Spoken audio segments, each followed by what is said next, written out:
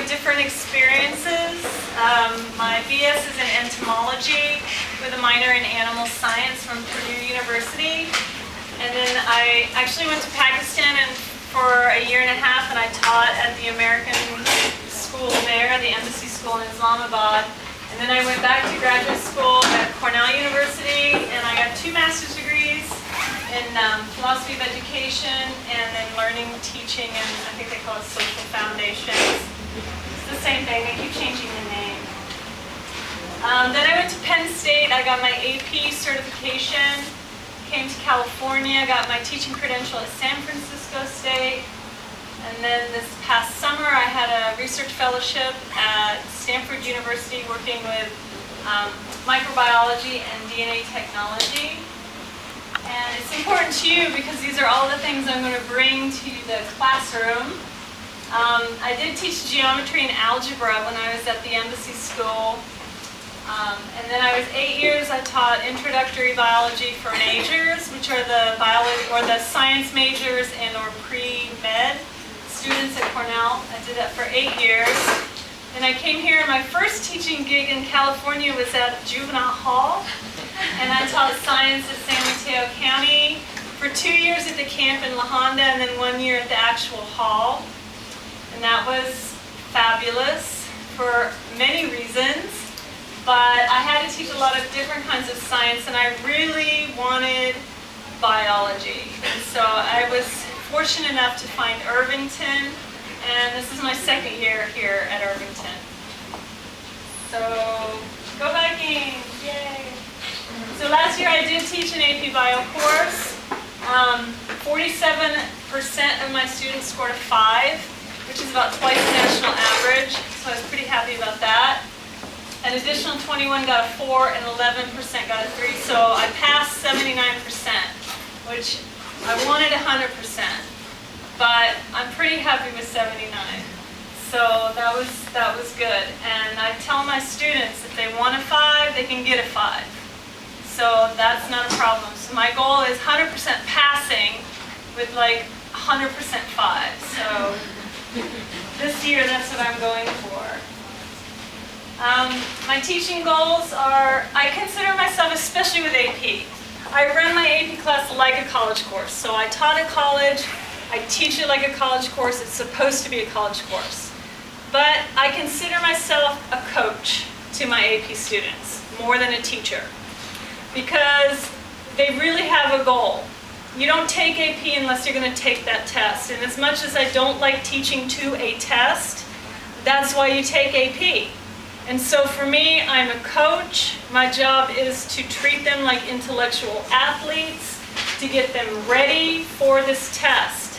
But at the same time, I'm also considering them the leaders of tomorrow. These are our next lawyers, there are judges, there are doctors.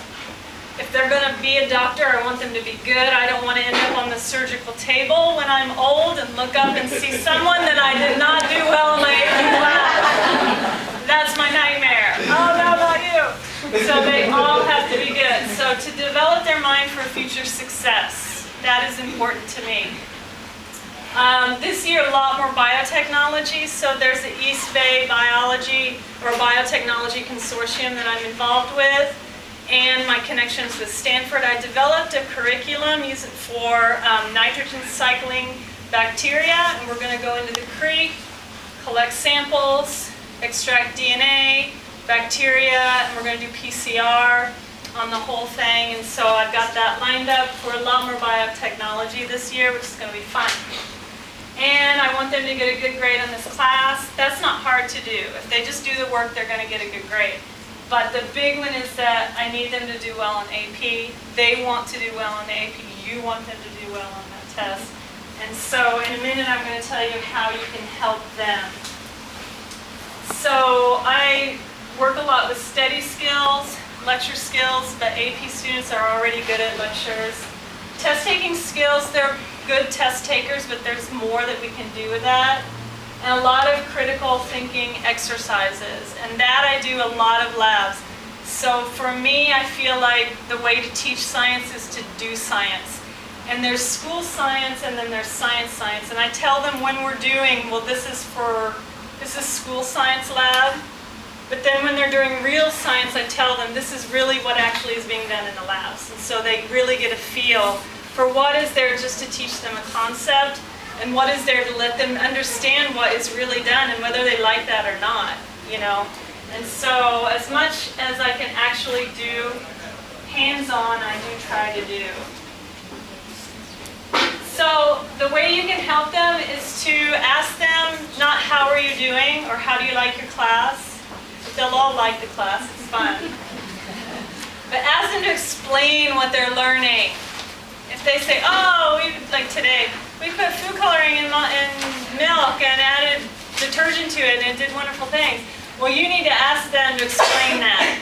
And you need to ask them, if you look at the whiteboard, they need to explain it using scientific words and they need to sound smart when they say it. So you're looking for words, and many of you I know are very well-educated people as well, probably in the sciences.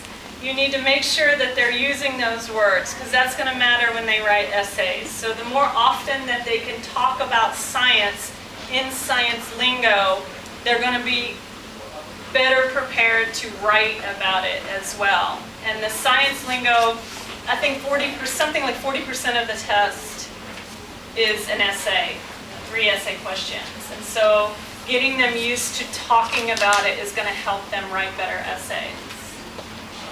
Ask them how they did on their test. They get a test every week, so you can pretty much plan on how did you do on your last test, which I know was last week. And I'm going to tell you in a minute how to know exactly what day they're taking the test. And then goal setting is another one at this age is really important. What are your goals? They should be looking at biology every single night. Now, I'm not a teacher that requires an hour to 2 hours a night. Some of the other AP classes they take will.